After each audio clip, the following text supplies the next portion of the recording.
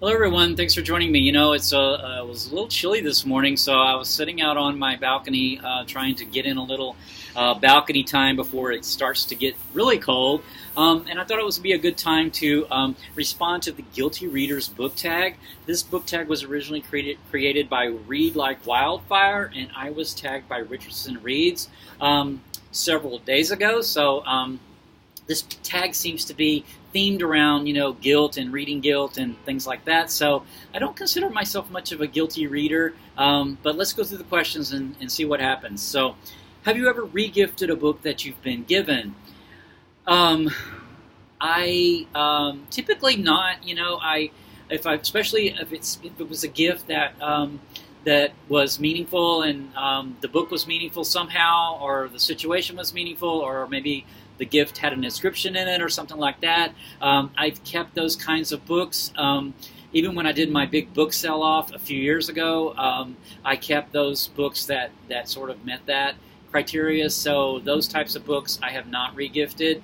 Well, actually, I don't think I've ever regifted. I've given away books, but I really wouldn't call that regifting. So I would say no, but one thing that this question reminded me of was back in my junior high days, in my high school days. I've mentioned on my channel before that I grew up in kind of a small, really small town in Arkansas where we didn't have a bookstore anywhere nearby at all, and so books, we either had to order them because this was before the internet, also, so we had to order them through like a catalog, or we had to buy. We could buy them at the little local drugstore. But what would happen a lot of times is someone would get a book, and then they would give it to someone else, and they would give it to someone else, and they would give it to someone else. And sometimes these books were really popular things. And the one that really jumped into my mind from junior high was Jaws by Peter Benchley. This movie came out shortly after the book, and so after the movie came out, this book became a really hot commodity in my junior high school and got passed around. But the passing of it wasn't really lending because I don't know who owned the book originally, and then I didn't give the book back to the original owner. I gave the book to whoever I chose to. So in a sense, it was regifting. I did find this cool picture of the original paperback that's all well used, and this is sort of what the Jaws paperback, by the time it came to me, what it looked like. And the racy part, there was a racy part that caused quite a stir in my junior high. So that one sprung to mind. One from high school that sprung to mind was the Amityville Horror by J. Anson. This was also a movie at the time, and this one got gifted and gifted and gifted until it was passed around through a lot of the school. So that was fun to remember.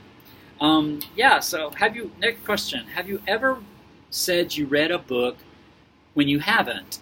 I do not. Oh yeah, probably I have, and this would be related to school, where I was assigned a book to read, and I didn't read the book thoroughly, but I presented myself as having read the book because I used to be, kind of a lazy reader. Well, I wasn't really a lazy reader, I guess. I was a lazy student sometimes. I guess I've done that. But as far as doing it, as far as trying to make myself look better, like saying, oh yeah, I've read all of Proust or something, when I haven't, I wouldn't do that, no. All right, next question. Have you ever read a series out of order?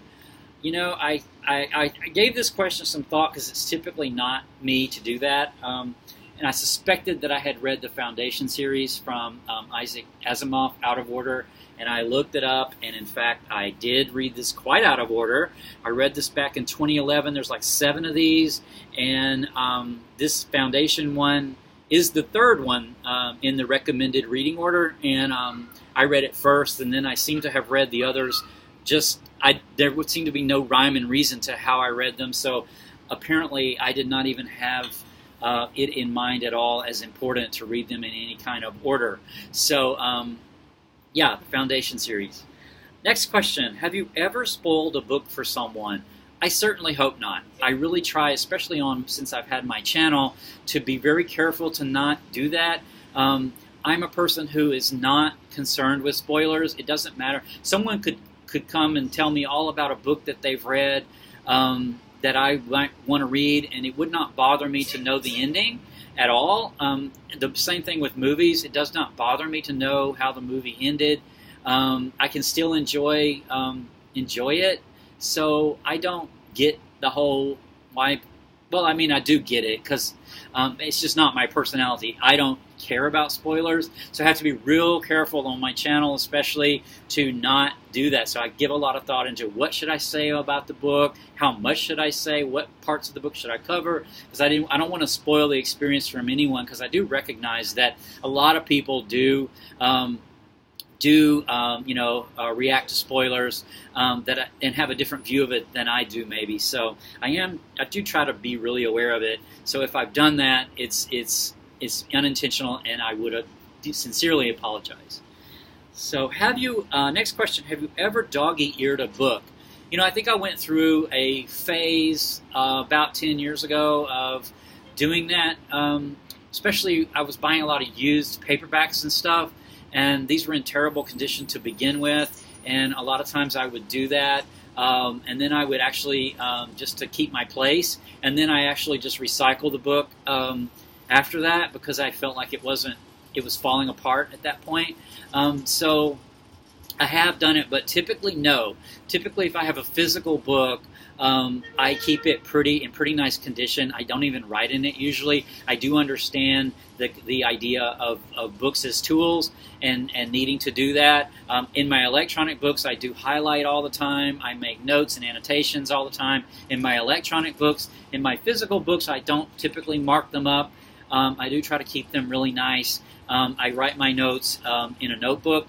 So I don't typically write in them or dog-ear them or break their spines or really anything. Although I understand, like I said, I'm not judging anybody that does that, because I do understand the whole concept of books as tools as well. So, next question. Have you ever told someone you don't own a book when you do? Have you ever told someone you haven't read a book when you have? Have you ever told someone you don't own a book when you do? Not intentionally. If I've told someone I don't own a book, it's because I think I don't own a book. I might realize later that I did own the book, but to me that question seems like it's trying to ask, would I ever cover up the fact that I own a book? Lie, in other words, because I don't want to lend the book out, and no, I wouldn't do that. I just wouldn't do that. So, have you ever told someone you haven't read a book when you have? No, I don't. I'm not ashamed of the books that I've read. Richardson Reeves, though, did have a good response to this about Xavier Hollander. That type of situation, the Hollander situation, never happened to me, so I never caught myself in that position. But have you? So that to me sounds like that a guilty thing. Like I wouldn't want someone to know a book that I read. Typically, no, not as an adult. I have read all sorts of things. I've read romance. I've read self-published romance. I've done beta reader. I've been a beta reader for new authors. Lots of stuff that might not meet the bar for good fiction or literary fiction or anything like that. But it's all just part of the reading experience and just the whole experience of life. And I don't have any guilt or shame about reading these types of books, and I really don't care who knows about it. Have you ever skipped a chapter or a section of a book? In fiction, no, because I'm really a completer. When it comes to reading, I'm pretty much a completer. I don't DNF books. I always, typically, if I start a book, I do finish it. It's just sort of my psychology and my personality.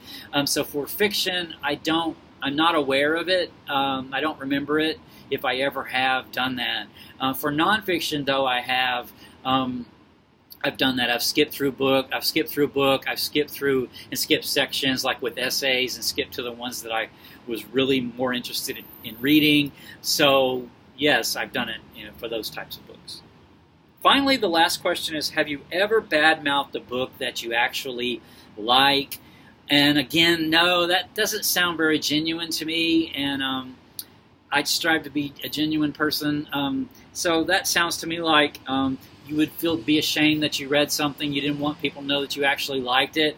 And like I mentioned, I've read all kinds of books with all sorts of levels of literary and merit that some of which I enjoyed very much, but yet were just sort of not meeting the bar of what anyone really could consider good, but yet there was something in the story, or there was something that I felt like the author was trying to tell me or show me, that no matter if it was an awkward presentation in the book itself, or a sort of a lower level threshold of understanding or something, I don't. To me, it's still it still holds value in that sense. And so I wouldn't talk trash about a book that I actually liked. No. Yeah, so that's all the questions. I don't think I'll tag anybody. If you saw this and you thought it was interesting, therefore consider yourself tagged if you do videos. I'd love to see your video. If you found the questions interesting and you'd like to respond in the comments and you don't do videos and you'd like to respond in the comments about what your responses would be, I'd love to read that too, so feel free to do that. So yeah, I'll close with that. I am working on a Being Stoic video, which should be up maybe not today, but maybe today, or maybe probably more like it tomorrow. So stay tuned for that. All right, take care.